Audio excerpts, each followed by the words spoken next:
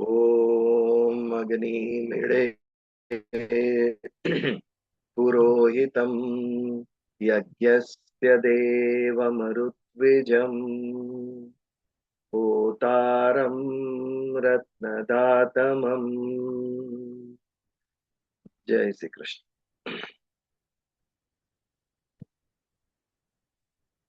जय श्री अजय कृष्ण બીજું ભાઈ અમીબેન અધ્યાય 1 અર્જુન વિષાદ યોગના 20મા શ્લોકનું ભાવાર્થ સમજાવશે।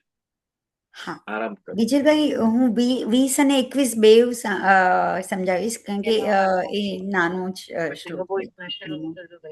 શ્યોર। Okay okay.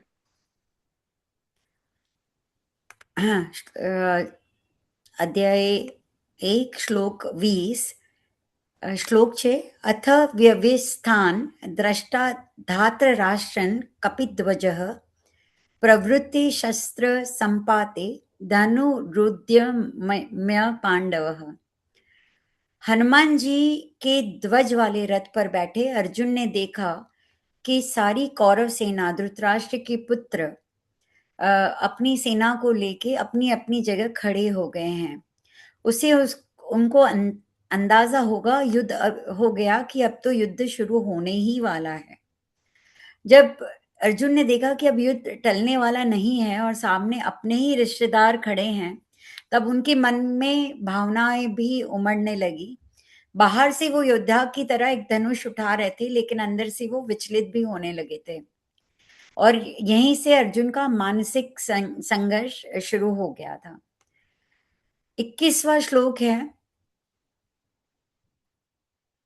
सेन सेनयोरुभयो मध्ये रथम स्थापय मेच्युत। जब कृष्ण ने देखा कि युद्ध का मैदान पूरी तरह से तैयार है, दोनों ओर सैनिक खड़े हैं, हथियार भी हाथ में ले लिया है, लेकिन मन बहुत बेचैन है, तो उन्होंने लड़ाई के पहले एक बार शायद सबको देखना चाहा था ठीक से। तो ये श्लोक में कहा है कि अर्जुन श्री कृष्ण को कहते हैं कि श्री कृष्ण जी रथ को युद्ध के मैदान के बीच में ले चलो और मैं देखना चाहता हूँ सामने कौन कौन खड़ा है। यह सिर्फ देखने की इच्छा नहीं होगी, अर्जुन के मन में दिल भी उलझन में था। शायद वो जानना चाहते थे कि मैं किन किन से युद्ध करने जा रहा हूँ, क्या मैं ये सच में युद्ध कर पाऊंगा। 20वें और 21वें श्लोक का भावार्थ ये है।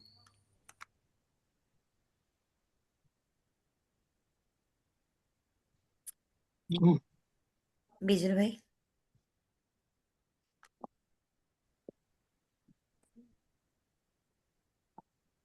मेरे ख्याल से बिजल भाई का नेटवर्क गया लगता है, वो दिख नहीं रहा है मुझे।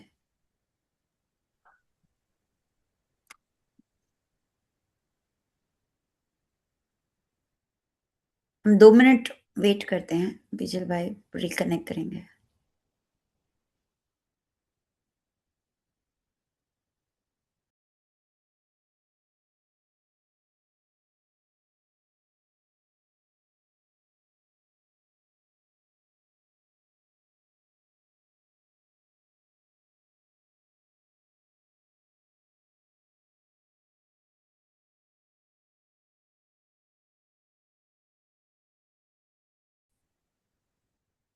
विभूति योग पर हम विचार कर रहे हैं।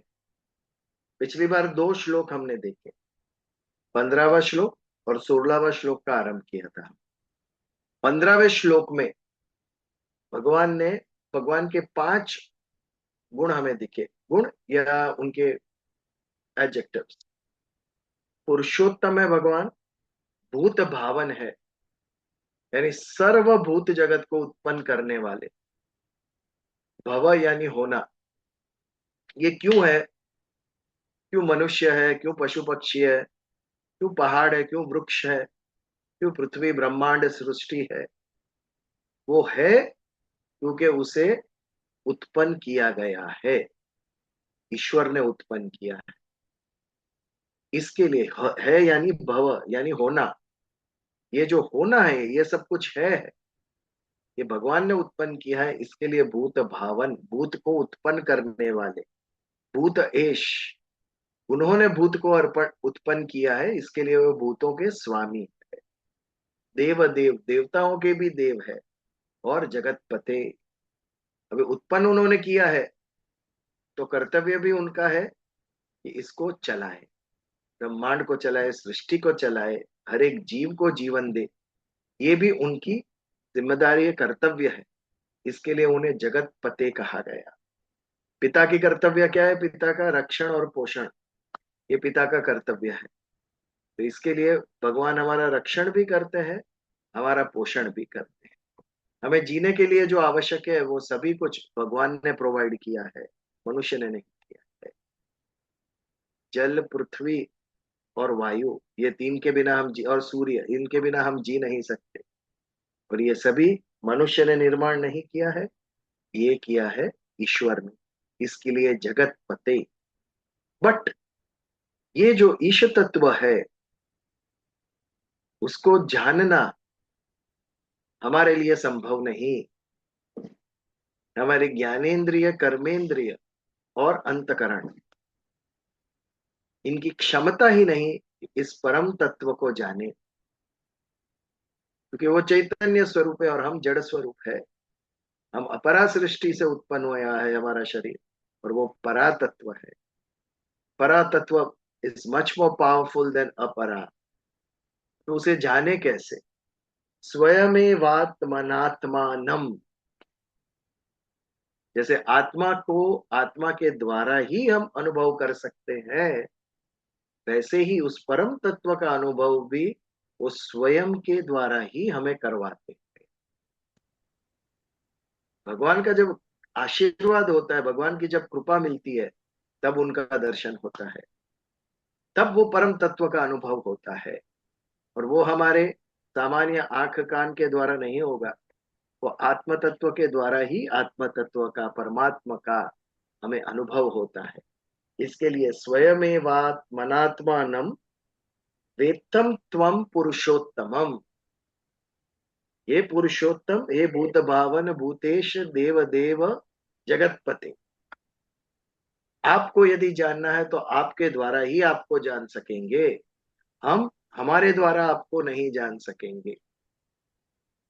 हमने चर्चा की थी, आत्मा ज्ञेय है कि ज्ञाता है? आत्मा ज्ञाता है, आत्मा दृष्टा मात्र है, आत्मा करता नहीं है। आत्मा दृष्टा है, केवल देखता है, तटस्थ, इन्वॉल्व नहीं होता हम जो कर रहे हैं उसके अंदर। आत्मा के द्वारा ही जो हमें शक्ति प्राप्त होती है, उसके द्वारा हमारी इंद्रिय चेतनशील होती है, उसके द्वारा हम सारे विश्व का गिने, विश्व जो ज्ञेय है उसका ज्ञान प्राप्त करते हैं। इसके लिए आत्मा ज्ञाता है और विश्व ज्ञेय है। विश्व दृश्य है और आत्मा दृष्टा है, और आंखों के द्वारा उसका हम दर्शन करते हैं। जैसे सारे सृष्टि को हम आंखों के द्वारा देखते हैं, लेकिन उन आंखों को आंखों के द्वारा ही देखते हैं, वैसे ही ईश्वर को भी ईश्वर के द्वारा ही हम प्राप्त कर सकते हैं। यह है स्वयमेवात्मनात्मा। ये 15वां श्लोक किया और उसके फिर 16वां का आरंभ किया हमने। प्रकरण चल रहा है विभूति योग का। प्रकरण 10वें अध्याय के आरंभ में भगवान ने कहा कि मेरी ये जो विभूति है और मेरा ये जो योग बल है, ये मैं क्यों बताऊं आपको अर्जुन? क्योंकि इसके द्वारा आपकी श्रद्धा दृढ़ होगी। श्रद्धा कब उत्पन्न होती है? जब मन को अच्छा लगे और बुद्धि को भी स्वीकार्य हो, तब। हमें फिल्म स्टार्स पसंद तो बहुत है, लेकिन उनकी पूजा नहीं करते हम, क्योंकि वो मन तक सीमित है। बुद्धि कहती है ये एक्टर मात्र है, तो बुद्धि का भी स्वीकार होना चाहिए, तब श्रद्धा उत्पन्न होती है। बुद्धि प्रूफ मांगती है, प्रमाण मांगती है, और ये श्रद्धा अटल हो, इसके लिए प्रमाण देने के लिए भगवान विभूतियां कह रहे हैं अर्जुन को। तो अर्जुन अब ये 15वें श्लोक के बाद 3 श्लोकों में भगवान से प्रार्थना करता है कि हे भगवान, मुझे आपकी समग्र दिव्य विभूतियों के बारे में बताइए। 2 बात यहां पर हम जानते हैं अर्जुन के बारे में। जब ये 3 प्रश्न पूछता है, उसे 3 श्लोक में प्रार्थना करता है, तो एक, उसको भगवान पे श्रद्धा उत्पन्न हो रही है। अपनी श्रद्धा उत्पन्न करने के लिए, अटल करने के लिए, दृढ़ करने के लिए वो भगवान को कहता है कि आप स्वयं हमारी विभूतियों को, आपकी दिव्य विभूतियों को बताएं। और दूसरा, उसके अंदर जिज्ञासा उत्पन्न हुई। ये जो इतना बड़ा विश्व है, उसके अंदर भगवान की विभूतियां कौन सी है, श्रेष्ठतम विभूतियां भगवान की कौन सी है, और वो स्वयं कोई अनुमान करना नहीं चाहता। वो भगवान के श्रीमुख से ये सुनना चाहता है कि उनकी विभूतियां कौन सी है। इसके लिए ये प्रश्न है। वक्तुम अर्हस्य अशेषण दिव्याह्यात्म विभूतयः। वक्तुम यानी कहो या कहना, अर्हस्य यानी समर्थ होना, अशेषेण यानी संपूर्ण। जब शेष कुछ भी नहीं रहता, कुछ भी नहीं बचता, तब उसे अशेष कहते हैं। अशेष यानी समग्र या संपूर्ण, पीछे कुछ भी छूट नहीं गया। अर्जुन अर्जुन जिज्ञासु है या लालची है? जिज्ञासा तो हो रही है, बट थोड़ा लालच भी हो रहा है अर्जुन को।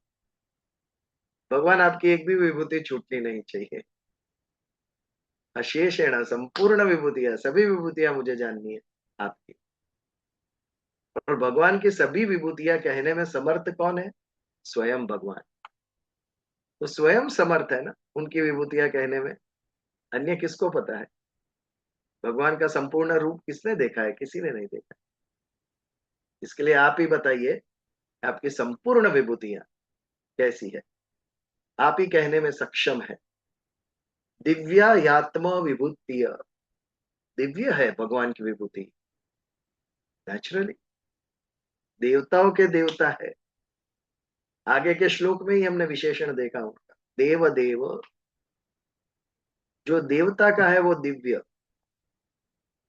जो मनुष्य का है वो मानवीय। कुछ मानवीय गुण और कुछ दिव्य गुण, ये दोनों हमारे अंदर। पाश्विक गुण भी होते हैं, पशु जैसे। तो दिव्य गुण जो भगवान के हैं, दिव्य विभूतियां जो भगवान की है, वो संपूर्ण आप ही स्वयं मुझे बताइए। फ्रॉम द हॉर्सेस माउथ, कोई बीच में नहीं चाहिए, आप ही बताएं।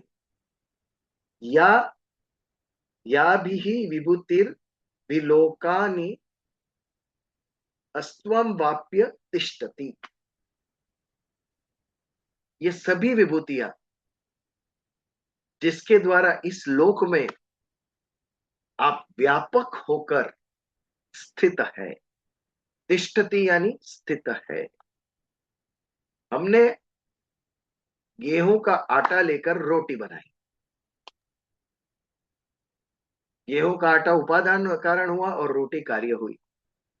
तो वो रोटी का, उस रोटी का आप कोई भी टुकड़ा ले लो, उसके अंदर गेहूं का आटा होगा ही।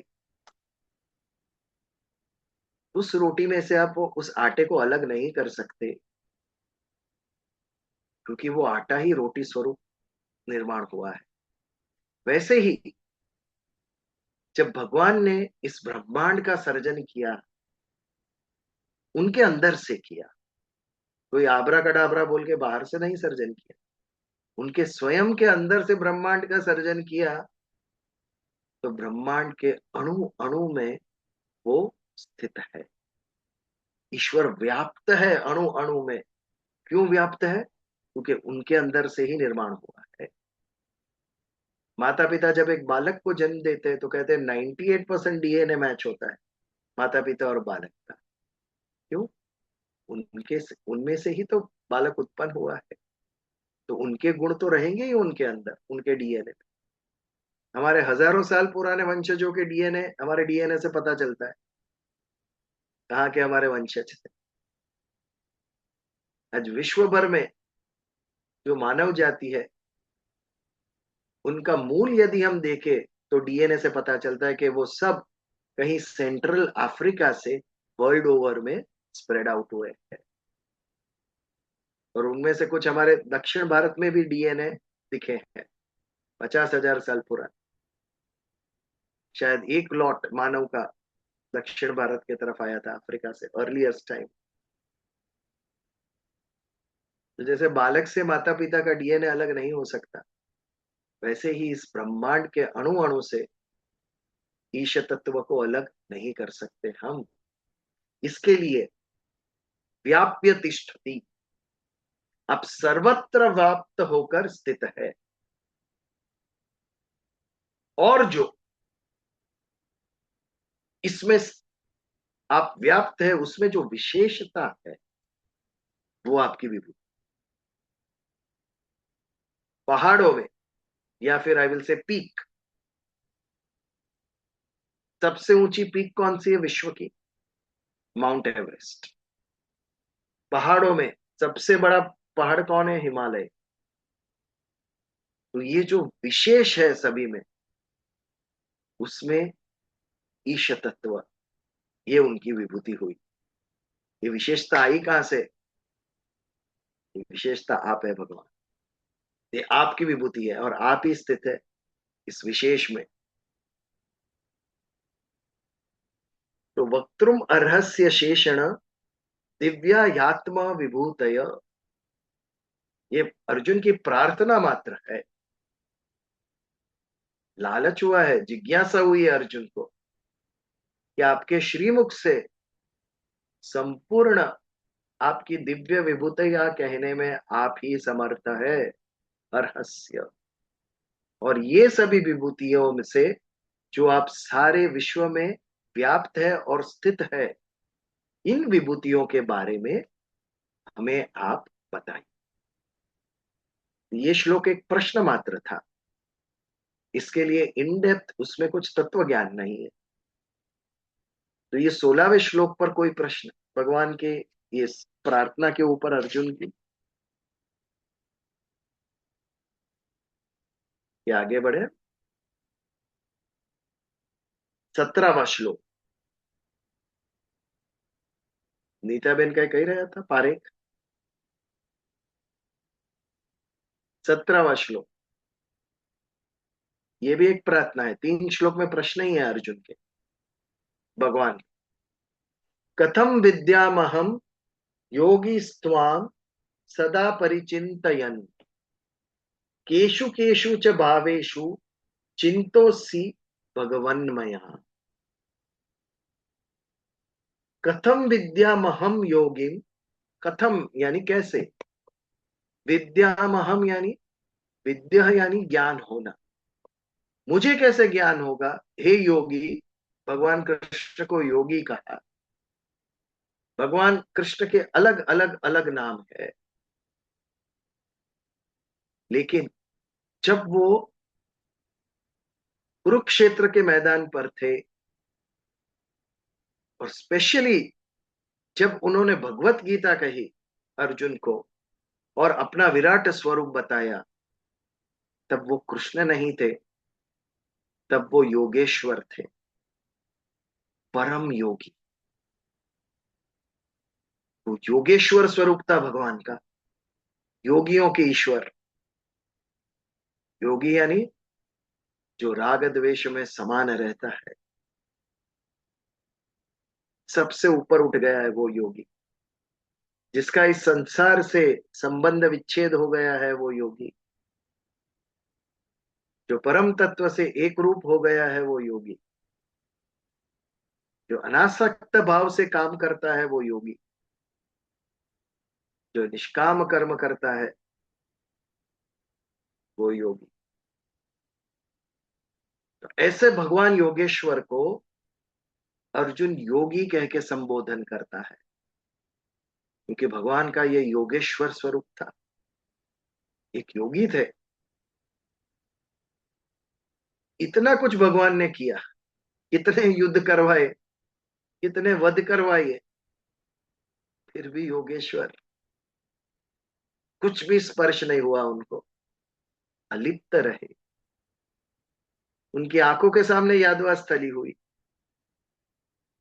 विचलित नहीं हुए, क्योंकि वो योगी थे।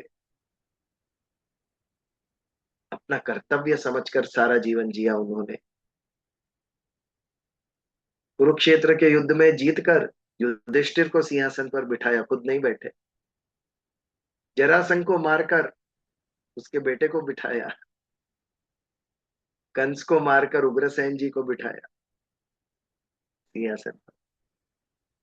निष्काम भाव से किया उन्होंने, निस्वार्थ भाव से किया, जो कुछ भी किया वो सहज भाव से किया।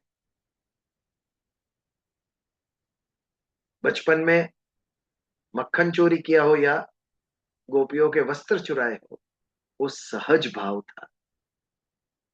बाल स्वरूप थे तभी वो, 8 साल के थे, सहज भाव से किया था उन्होंने। इसके लिए वो कुछ भी उन्हें स्पर्श नहीं किया, अलिप्त रहे। इसके लिए ये परम योगेश्वर भगवान कृष्ण। तो ऐसे भगवान कृष्ण को, परम योगेश्वर को यहाँ अर्जुन योगी कहकर संबोधन करता है। कथम विद्यामहम योगी, हे योगी कृष्ण, आपको मैं जानू कैसे? कृष्ण तो सामने खड़े हैं, तो फिर अर्जुन क्यों ये प्रश्न कह रहा है कि मैं आपको जानू कैसे? अर्थात आपके उस विराट विश्व रूप को मैं जानू कैसे, जहां पर आप सभी विभूतियों का दर्शन कराते हैं, काल का दर्शन कराते हैं। काल भी मेरे अधीन है, ये सारी सृष्टि मुझसे उत्पन्न होती है और मुझी में लीन हो रही है।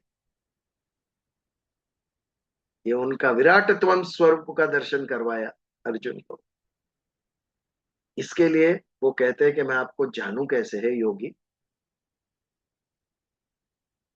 सदा परिचिंतयन, आपका सदा चिंतन तो मैं करूं, लेकिन चिंतन करते हुए मैं जानू कैसे आपको?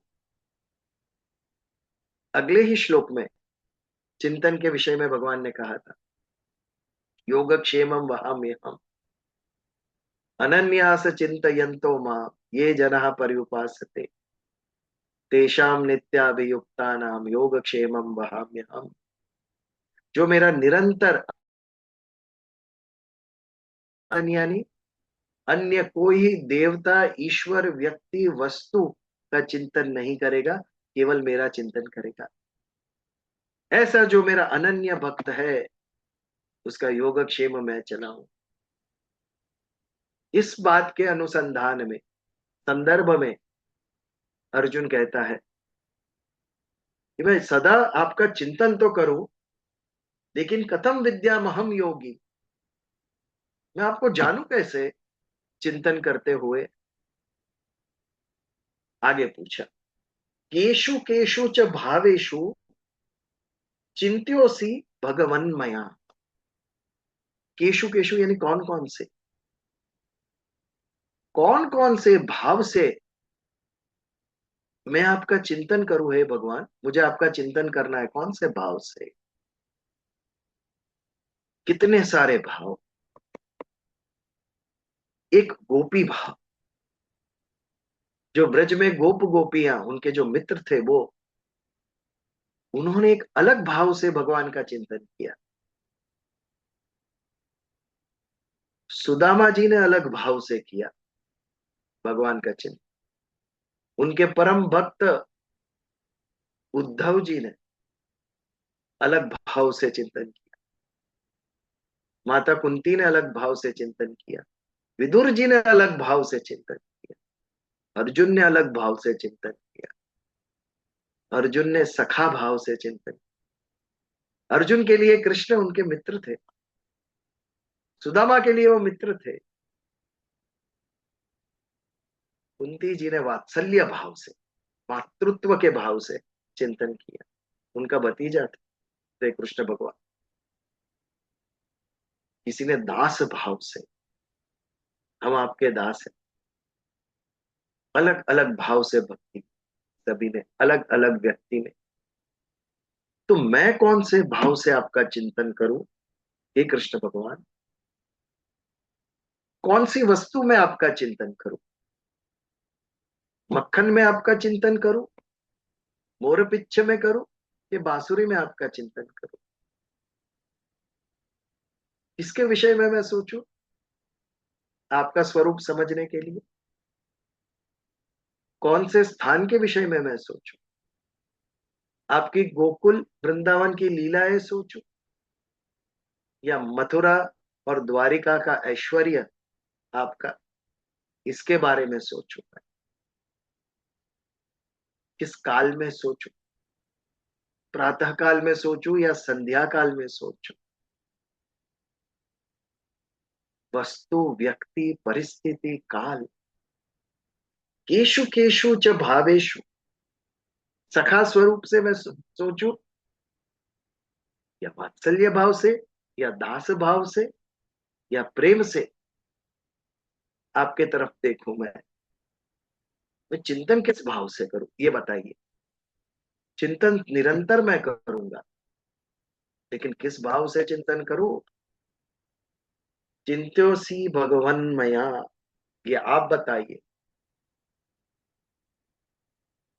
हम जब प्रकृति में सुंदरता देखते हैं तो वो भोग बन जाता है, हमारी दृष्टि के ऊपर निर्भर है। आप जब कश्मीर गए या शिमला गए, इस तरफ घूमने गए और सुंदर प्रकृति देखकर आप समझते हैं कि वाह, प्रकृति ने क्या निर्माण किया है, तो वो भोग हो जाएगा। अब पुनः उधर घूमने जाने की इच्छा होगी। भोग क्या है? जिसने आपको सुख दिया, उसकी पुनः इच्छा करके पुनः उसके साथ जुड़ना, ये भोग है। एक बार गए, अच्छा लगा, वापस जाने की इच्छा हुई, ये भोग है। बट उसी प्रकृति में यदि आप ईश्वर तत्व देखेंगे तो वो विभूति हो जाएगी। हिमालय को देखकर उसमें ईश्वर देखो। भगवान, इतने सारे पहाड़ है विश्व में, mountain ranges, Rockies, Andes, Hindu Kush, so many आते हैं, बड़ी बड़ी माउंटेन। सबसे भव्य, सबसे बड़ी हिमालय। इसमें यदि हम ईश का दर्शन करें तो वो भोग नहीं होगा, वो भगवान की विभूति का दर्शन होगा। उसमें जो श्रेष्ठतम है, उसमें यदि आप आनंद लेने गए तो वो भोग हो जाएगा। और यदि भक्ति से उसमें भगवान का दर्शन करेंगे, वाह, भगवान क्या बनाया है आप, तो आप वो भगवान की विभूति दिखेगी आपको उसके अंदर। इसके लिए अर्जुन पूछता है, हे कृष्ण, आपको मैं कौन से भाव से प्रार्थना करूं? आपको मैं कैसे जानूं? कथम विद्या महम योगी, आपने आपका योगी होने का प्रमाण दिया है यहाँ कुरुक्षेत्र के ऊपर। जरा भी अटैच हुए बिना निर्णय लिया है भगवान, कितना सोच समझ कर लिया है। शस्त्र नहीं उठाऊंगा, सारी नारायणी सेना दे दी दुर्योधन को। अर्जुन को कहा मैं अकेला आऊंगा, अर्जुन ने कहा ठीक है। उसके बाद भी मैं शस्त्र नहीं उठाऊंगा। भगवान ने युद्ध कहाँ किया है? शस्त्र भी नहीं उठाया उन्होंने। ये उनका योगित्व, अलिप्त रहकर धर्म युद्ध करवाए, अलिप्त रहकर उन्होंने धर्म संस्थापन करवाया। इसके लिए कुरुक्षेत्र के मैदान में भगवान योगेश्वर थे। इसके लिए ये श्लोक में अर्जुन उनको योगी कह के बुलाता है। तो कथम विद्यामहम योगी त्वाम सदा परिचिंतयन्, सदा आपका चिंतन करना है मुझे, बट कौन से भाव से करूं? केशु केशु च भावेशु, हजारों भक्त हुए आपके, सभी के साथ आपका एक अलग संबंध, और सभी को आप अपने लगे। आकर्षयति इति कृष्ण, जो आकर्षित करता है वो कृष्ण। जो भी भगवान के संपर्क में आया वो उससे आकर्षित हुआ।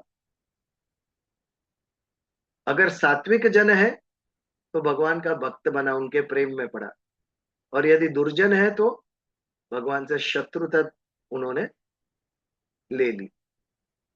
मित्र बने या शत्रु बने, but nobody could ignore Krishna. मित्र स्वरूप या शत्रु स्वरूप में वो आपके दिमाग में 24 घंटा रहे, कभी उसको इग्नोर कोई नहीं कर सका। ये उनका आकर्षक व्यक्तित्व। कुछ कुछ शत्रुओं को भी हम भुला नहीं सकते, कुछ कुछ मित्रों को भी भुला नहीं सकते। बीच में बहुत सारे लोग हैं जो मिले और हम भूल गए, बट कुछ नहीं भुला सकते। मित्र हो या शत्रु, कुछ को हम नहीं भुला सकते। वो आकर्षक व्यक्तित्व, भगवान कृष्ण का व्यक्तित्व ऐसा था। उनके शत्रु भी उनको भुला नहीं सकते, मित्र तो संभव ही नहीं था, वो तो भक्ति थे सब उनके। ऐसे कृष्ण भगवान को अलग अलग स्वरूप से लोगों ने भक्ति की, भगवान कृष्ण की। तो अर्जुन का यहाँ पे कंफ्यूजन है कि मैं किस भाव से भगवान की भक्ति करूं। इसके लिए वो पूछता है। एक तो आगे के श्लोक में कहा कि आपकी भव्य विभूतियों का दर्शन वर्णन आप ही कीजिए, क्योंकि आप ही समर्थ है। दूसरा, चिंतन का विषय उसने निकाला, क्योंकि आगे के श्लोक में भगवान ने चिंतन का महिमा कहा था 8वें और 9वें अध्याय में, कि आपका सदा निरंतर चिंतन करना है मुझे। बट कैसे करूं, किस भाव से करूं, किस काल में करूं, किस वस्तु के ऊपर आपका चिंतन करूं मैं, किस व्यक्ति के साथ चिंतन करूं आपका, जिसके द्वारा कथम विद्या महम योगी, विद्या यानी जानना, मैं आपको कैसे जान सकूंगा। ये था प्रश्न अर्जुन का 17वें श्लोक। इसके ऊपर कुछ बात, कुछ कहना चाहेगा कोई? Any questions?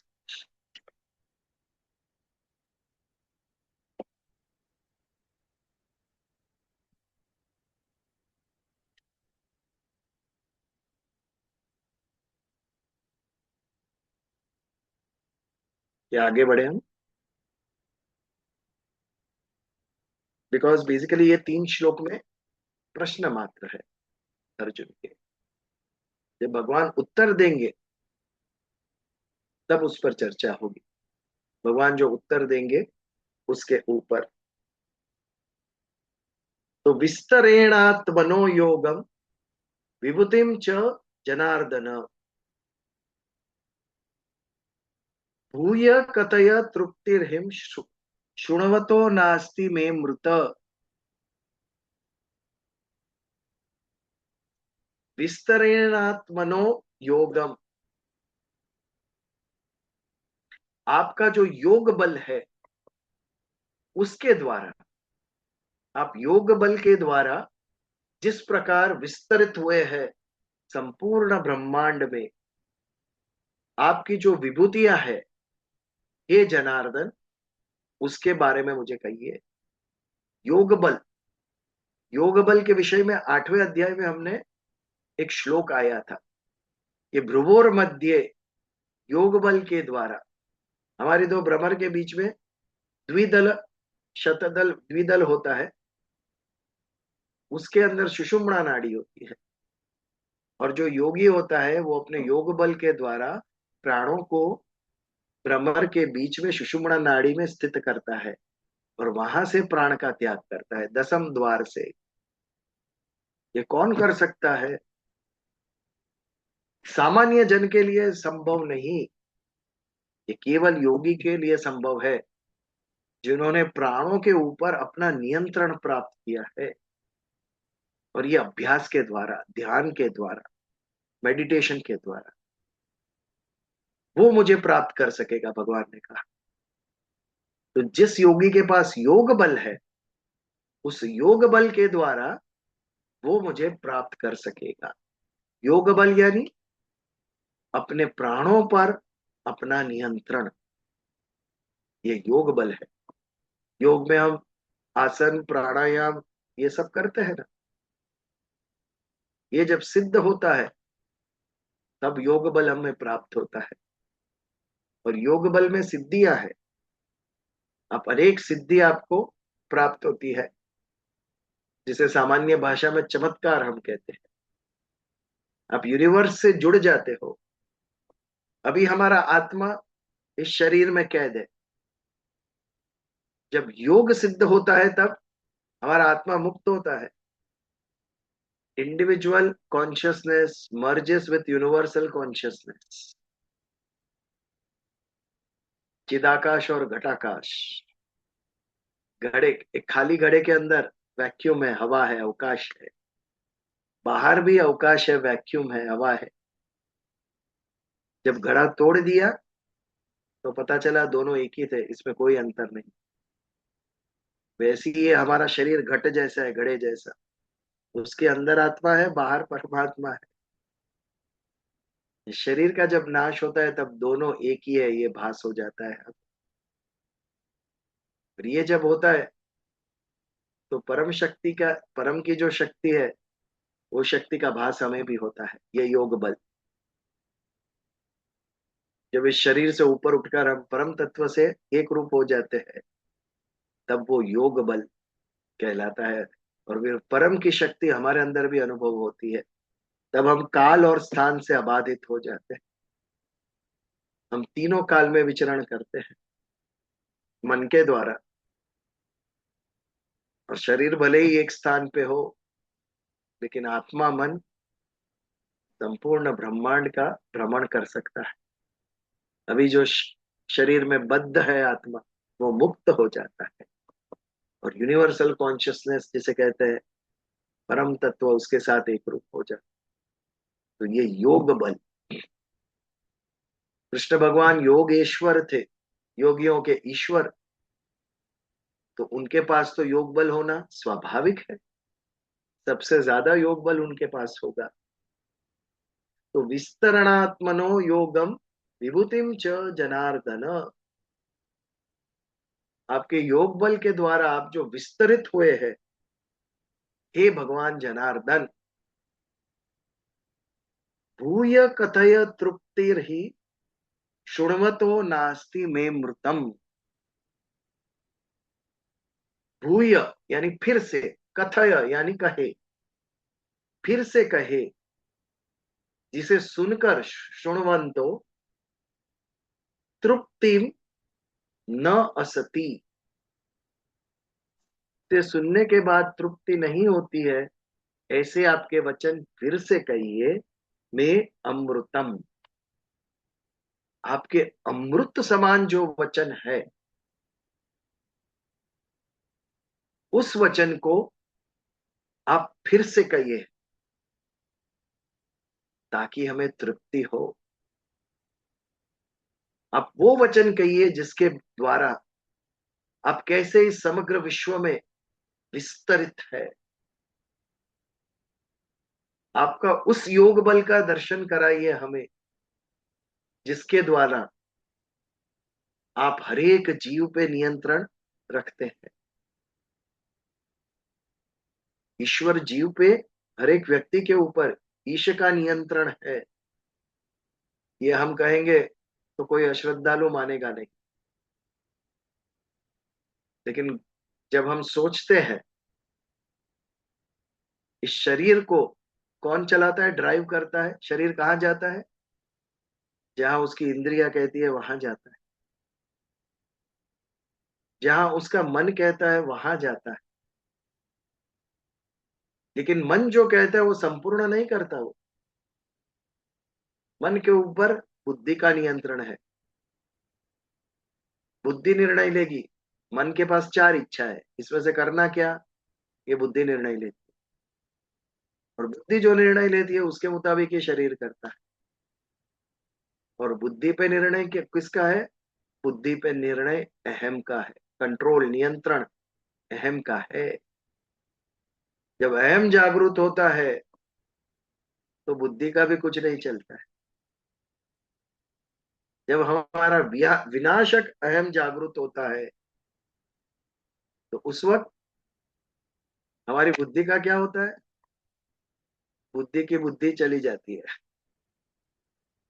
बुद्धि की बुद्धि का नाश हो जाता है जब विनाशक अहम जागृत होता है। कितने ज्ञानी लोग भी भूल कर बैठते हैं। कई बार हम नहीं कहने जैसे शब्द कह देते हैं, किसी को बातें कहते, नहीं करने जैसा व्यवहार कर देते हैं। ये क्या हुआ?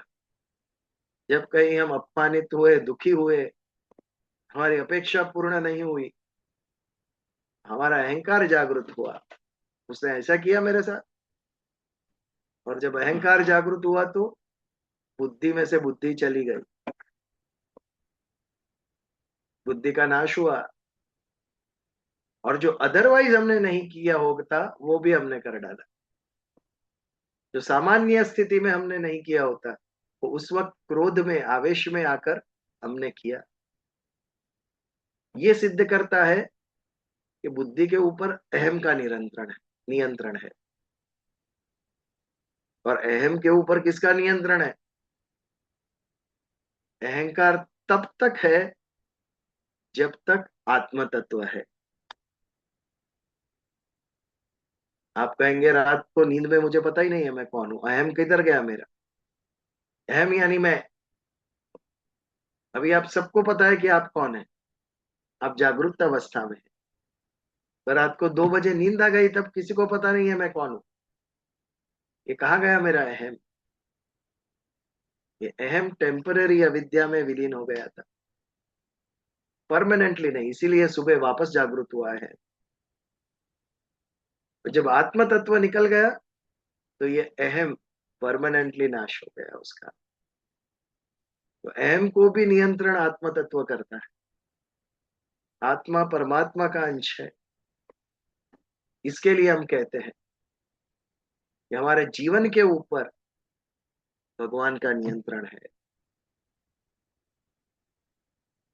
किसी से हम अश्रद्धालु से कहे गए तो हंसेगा कि मेरे निर्णय तो मैं लेता हूँ जीवन के, भगवान कहाँ लेते? तो सूक्ष्मता से हम सोचेंगे तब पता चलेगा ये विचार आया कहाँ से तेरे को, ये इच्छा हुई कहाँ से, है कोई इसके पीछे रीजन कि इस वक्त ये विचार तेरे मन में आ गया, इस वक्त ये इच्छा तेरे मन में आ गई? क्या कारण था कि पेड़ पे से जब सेब गिरा नीचे, एप्पल, तो न्यूटन के मन में एक विचार आया, ये नीचे ही क्यों गिरा, ऊपर क्यों नहीं गिरा? ये आया कहाँ से विचार? आज तक किसी को नहीं आया था, इसको ही क्यों आया? इस पर हमारा विचार नहीं है कि आपको जो इच्छाएं हो रही है, आपको जो विचार आ रहा है, वो भी आपके नहीं है, किसी की प्रेरणा है वो। किसी की प्रेरणा से वो आया। क्यों उसी वक्त आना था उसे, पहले क्यों नहीं आया? कि वो योग था। उसी वक्त किसी ने प्रेरणा की, किसी की प्रेरणा से जब उसका वक्त आया तब मन में वो इच्छा या बुद्धि में वो विचार उत्पन्न होता है। बट इसके ऊपर हमारा लक्ष्य नहीं है। इसके लिए हम सोचते हैं कि मैंने किया ये शरीर में शक्ति कहां से आई? बहुत बड़ा क्वेश्चन मार्क है। हमने तो दाल चावल खाए थे, खून कैसे बन गया उसका? उसमें से एनर्जी किसने निकाली? रात को सो गए तो बैटरी चार्ज कैसे हो गई, सुबह उठे तभी फ्रेश? ये कौन सी यंत्रणा है? जब श्रद्धा पूर्वक सोचेंगे तब पता चलेगा कि मेरे ऊपर मेरा नियंत्रण नहीं है, ईश शक्ति है जो मेरे अंदर बैठ के मेरा जीवन चला रही है। और जब ये अनुभव होता है, ये ख्याल आता है, तब हमारे अंदर एक कृतज्ञता का भाव आता है, तब श्रद्धा निर्माण होती है ईश्वर के प्रति हमें। मैंने क्या किया? मैंने कुछ नहीं किया। मैंने जो खाया भगवान वो भी आपने उगाया। खाने के बाद शरीर के अंदर पाचन आपने किया, खून आपने बनाया, उसमें से शक्ति, प्रोटीन अलग किया, कार्बोहाइड्रेट अलग किया, और जो शरीर के काम का नहीं था उसे फेंक भी दिया बाहर। क्या बड़ी यंत्रणा है ये! मशीन है परफेक्ट। और 80 साल 90 साल चलता है ये मशीन, बिना कोई इलेक्ट्रिसिटी के। तो ये जब देखते हैं, हम समझते हैं श्रद्धा पूर्वक। आज बहुत सारी जगह पर भगवत गीता के ऊपर चर्चाएं हो रही है, डिस्कशंस हो रहे हैं, लोग लेक्चर्स दे रहे हैं। वो सब भगवत गीता को बौद्धिकता से समझ रहे हैं। तो भगवत गीता ये बौद्धिकता से समझने का ग्रंथ नहीं है, ये श्रद्धा से समझने का ग्रंथ है, ये भक्ति से समझने का ग्रंथ है। इसे चर्चा का विषय बना दिया लोगों ने, डिबेट्स और डिस्कशन का विषय बना दिया, कमाने का विषय बना दिया। कॉर्पोरेट्स में लोग भगवत गीता पे आके बोलने को कहते हैं लोगों को, क्यों? ताकि हमारा सेल्स बढ़े, हमारे एम्प्लॉइज की प्रोडक्टिविटी बढ़े। अरे आप क्या समझे भगवत गीता को? आपका सेल्स बढ़ाने के लिए भगवान ने नहीं कही थी भगवत गीता, इसका त्याग करने के लिए, छोड़ने के लिए कहा था आपको। सब जगह पे व्यापार चल रहा है, श्रद्धा टूट रही है, और दूसरा मनोरंजन का साधन बना दिया है। आज जैमिंग हो रहा है भजन के ऊपर, बहुत यंगस्टर्स आते हैं उसमें मनोरंजन के लिए आ रहे हैं। भक्ति ये मनोरंजन का साधन नहीं है, ये परम है, ये अनुभूति का साधन है, ईश्वर से एक रूप होने का साधन है। जो मनोरंजन के लिए आ रहे हैं वो कभी जुड़ेंगे नहीं भगवान से। जैसे 2 घंटे बाद मनोरंजन खत्म हुआ, भूल गए सब कुछ। तो भगवत गीता को भक्ति से देखना चाहिए, ना कि एक भौतिक चर्चा करने का साधन, बौद्धिक चर्चा करने का साधन। डिबेट्स, डिस्कशंस, लेक्चर्स नहीं, श्रद्धा, भक्ति, ये उत्पन्न करने के लिए, भाव उत्पन्न करने के लिए भगवत गीता कही गई थी अर्जुन को। तो ऐसे अर्जुन को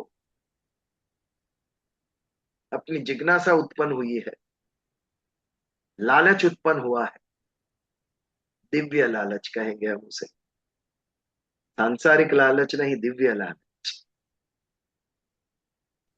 कि विस्तरेण विस्तरेणात्मनो योगम विभूतिम च जनार्दन। हे जनार्दन, आप जिस विभूतियों के द्वारा विस्तरित हो गए हैं, भूय कथय तृप्तिर्हिम, फिर से कहिए, क्योंकि सुनने के बाद मुझे तृप्ति हुई नहीं है आपके अमृत वचन को। आपने इतना कुछ कहा, लेकिन मन लालची है। आपका अमृत वचन सुनकर अभी तक मैं तृप्त नहीं हुआ हूं, इसके लिए आपके ये वचन आप फिर से मुझे कहिए, आपके मुख से जब स्वयं आपकी विभूतियों का, जिन विभूतियों के द्वारा आप विस्तरित हुए हैं, उन विभूतियों के बारे में जब आपसे मैं सुनूंगा, तब जाकर मुझे कहीं संतुष्टि होगी, तब जाकर मुझे कहीं तृप्ति होगी। तो ये था हमारा 18वां श्लोक।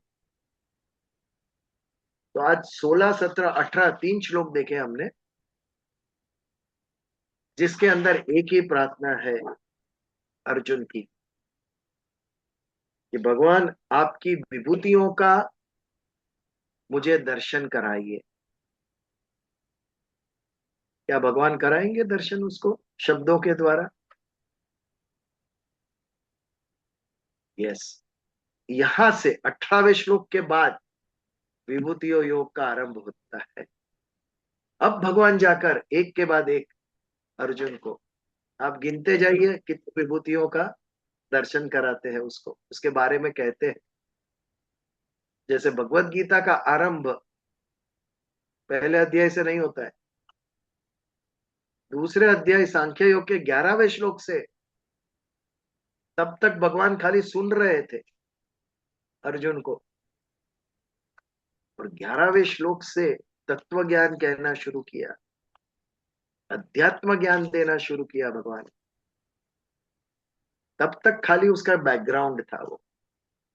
वैसे ही ये 18 श्लोक तक बैकग्राउंड ही है विभूति योग का। इसके आगे अब भगवान स्वयं श्रीमुख से विस्तार पूर्वक, आगे के 2 अध्याय में भी हमने थोड़ी थोड़ी विभूतियां देखी भगवान की, अलग अलग भावों में, और वो अभी एक्चुअल विभूतियां कहने का भगवान अगले 2 श्लोक के बाद आरंभ करेंगे।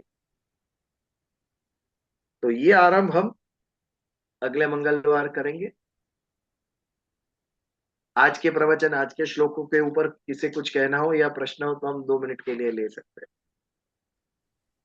Any Bijil question? हाँ बोल। बिजिल भाई, मुझे श्लोक पे नहीं कहना था, बट जो हाँ, लास्ट में आपने कहा कि आजकल भजन क्लबिंग मतलब जैमिंग हो क्लबिंग, रही है ये दैट्स वो, the word. Yes yes yes. मुझे उसमें एक्चुअली कुछ बुरा नहीं लगता, क्योंकि as per the news, in fact in the current generation alcohol intake has come down drastically. Youngsters slowly are kind of showing interest, which I think in between there were two generations who were not even showing that interest in bhajan or trying to know Bhagavad Gita. So while it is a very different approach towards dharma or whatever in their own way, but I really see that as a positive change, that अगर भजन clubbing हो रही है या कोई different तरीके से कोई भगवत गीता की तरफ आ रहा है, बट एटलीस्ट आ रहे हैं। और जैसे जैसे वो लोग आएंगे समझेंगे, शायद उनके अंदर वो तत्व ज्ञान भी समझना शुरू होगा। जबकि हम जब छोटे थे तो हम तो भगवत गीता की तरफ गए नहीं, ये उम्र में जाके करे हैं, है ना। और भजन में ऐसे लगता था दादी लोगों के लिए है। सो मुझे लग रहा है ये जो नया सही जनरेशन बात है, सही इवन बात है। 20 समथिंग इज के बेटर देन भजन क्लबिंग नथिंग। कर रहे हैं ना, मुझे लग रहा सही है ये बात है। बहुत पॉजिटिव चेंज वेरी ट्रू, आ रहा वेरी है। True.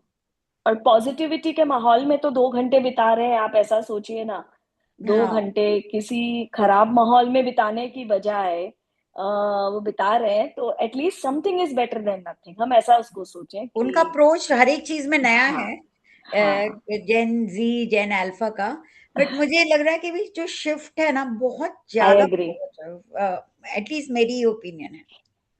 Even this thing, Bijalji, that you said about corporates incorporating the teachings of the Gita, तो शायद किसी ना किसी रूप में आई अंडरस्टैंड कि वो ऑब्वियसली मोटिवेशनल स्पीकर है, कोई ईश्वर के ज्ञान देने के लिए नहीं कर रहे हैं, वो भी अपना कुछ ना कुछ उसमें से उनका भी कुछ लालच है। लेकिन अगर कोई इसको इस तरह से देखे कि आप अपना कर्तव्य का पालन करो, even if you are a salesman, आप उसको एक अच्छे धार्मिक मतलब अपने सच्चे धर्म को, कि मेरा कर्तव्य है, मुझे सेल करना है, मुझे किसी को चीट नहीं करना है और मुझे टारगेट के पीछे नहीं भागना है, और मुझे डरना नहीं है। बेसिकली कृष्ण जी भी तो अर्जुन को यही बोल रहे हैं ना कि तुम यदि हत्या कर रहे हो, तुम वध कर रहे हो, तुम बिना डर के करो, क्योंकि तुम धर्म से सहमत होके ये कर रहे हो।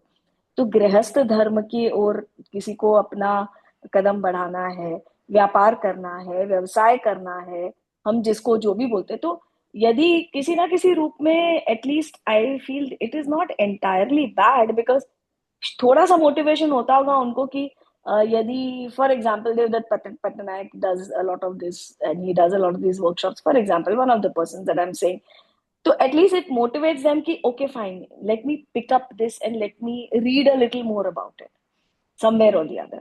So I mean, it is not entirely bad.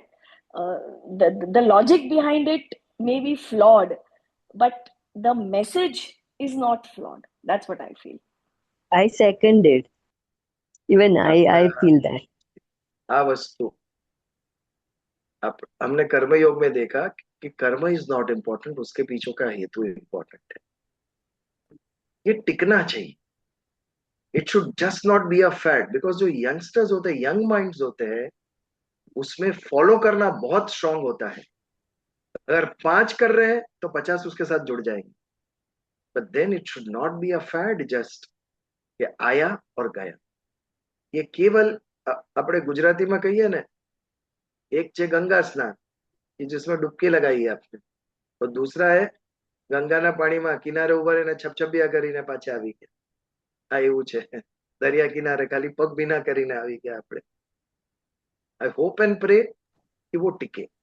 नहीं, I completely agree from your point of view also, बिजल जी। जो हमारे जो भी संत रहे हैं, they have always been outstanding, चाल नहीं चले हैं।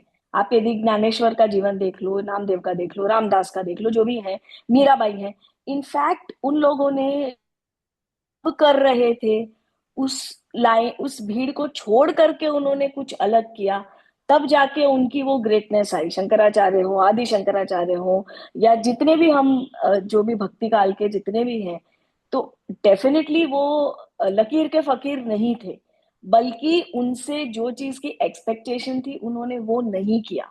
उस लीग को तोड़ करके वो they literally stood out like a sore thumb and they did something that was जो भक्ति कंप्लीटली। मार्ग था, भक्ति मार्ग हाँ अपनाया। एक हाँ सांसारिक मार्ग है, एक भक्ति हाँ मार्ग।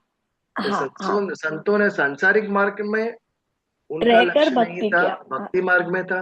और हाँ, सांसारिक समाज ने बहुत अपोज भी किया, बहुत बहुत अपोज कष्ट भी किया। दिया उनको, हाँ हाँ हाँ, लेकिन वो भक्ति सच्ची थी। It was not a fad. यहाँ सही पर लेकिन बात 10 है। फ्रेंड जा रहे हैं, इसके लेकिन लिए जा प्रे रहा हूँ, या that it is in thing not a fad, but in thing I hope हवा इंटिंग। वैसे चल रही है। जैसे I hope meditations is also such yes, a buzzword. अपनी सोल की सुनना इज सही ऑल्सो बात है। Becoming a very common topic. Earlier पिक्चरों की बातें होती थी ये वो। So I think slowly the generation अभी जो कर रही हैं is quite admirable, because I don't remember in my 20s मैंने कोई जगह पे जाके भजन गाए हो या वो किया हो, अनलेस फोर्स्ड बाय पेरेंट्स और हाँ, दादा दादी। यहाँ खुद से मिलके कर रहे हैं, अपने अंदाज से कर रहे हैं। बट आई बट रियली ये think clubbing jamming, I think उसके पीछे शुरू करने वाले का इकोनॉमिक रीजन ही होगा।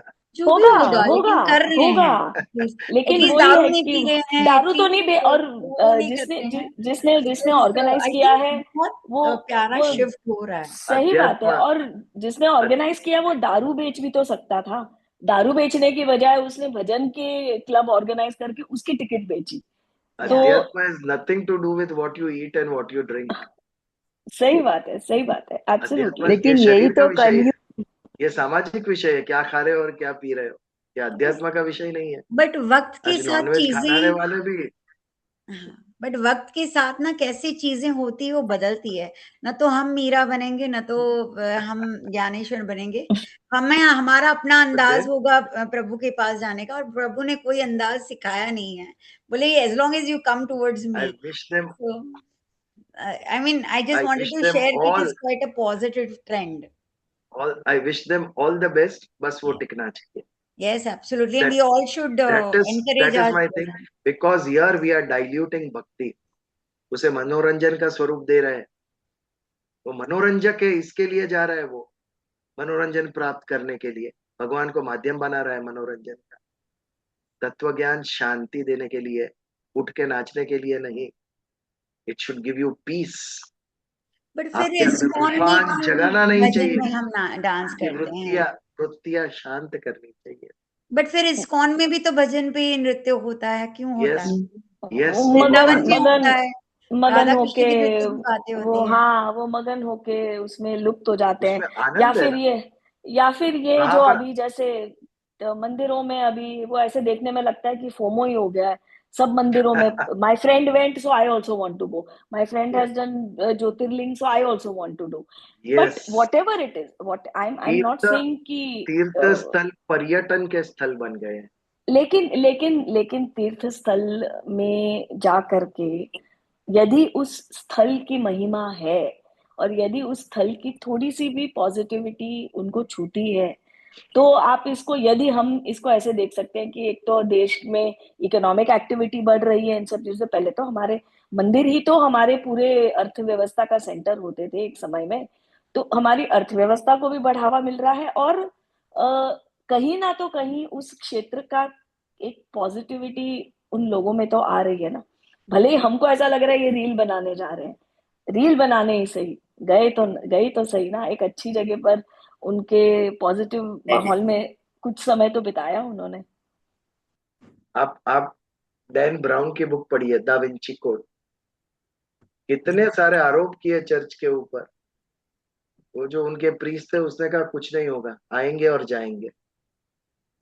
चर्च 2000 साल से खड़ा है, उसको कुछ नहीं होगा।